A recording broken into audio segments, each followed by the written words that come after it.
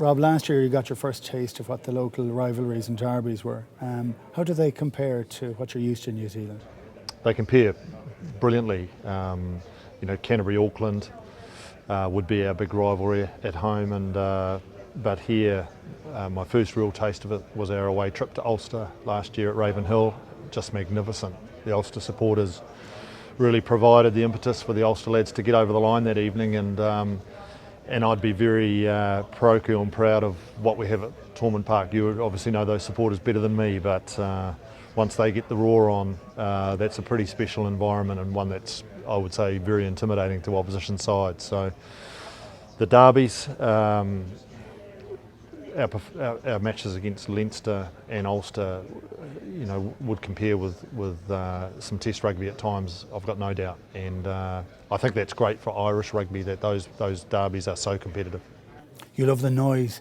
Does it kind of go up a little bit in those big derby games? It does, there's no doubt about it. There's such inter-provincial rivalry in Irish rugby, such parochial and passionate people within each area.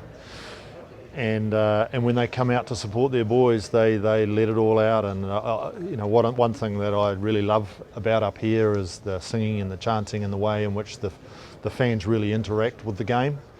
New Zealand can be very conservative and very dour at times in terms of their support, but up here the passion's plain for everyone to see, and it's wonderful.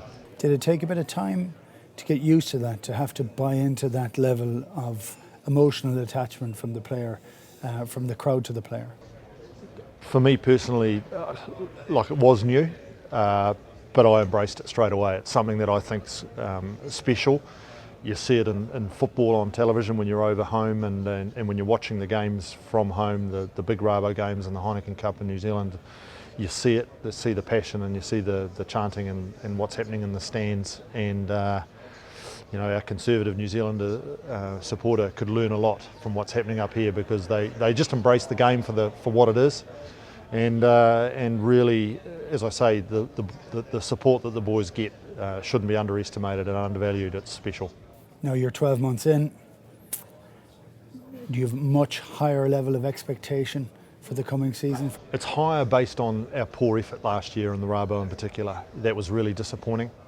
But there's reasons behind that, and I think, look, my expectations personally of what the team are able to deliver won't be dissipated or diminished because of the performances last year. In fact, I think the learnings and the hardship that we had at times will be a really positive influence on the way we head into this season, and I'm really excited about what this Munster team can potentially bring. I think there's been some development in some key areas, and that'll continue to be the case. That development is ongoing, but really excited about the early part of the program that we've had in pre-season, and can't wait to get into the footy stuff practically. Now you've also had there's a few Kiwi coaches in and around. Do you see that as a bit of a side rivalry? Look, it is a little bit of a sideline, if you like, with Pat at Connacht and Cowboy up in Ulster, and obviously the Aussie at Leinster with Matt. So there's the four Southern Hemisphere guys, but I know there's some very capable. We've certainly got some very capable local lads supporting us in Munster. A terrific coach talent, and I know the other lads will too. And the rivalry between us will certainly be taking a second seat or a back seat to what really matters is what's happening on the field.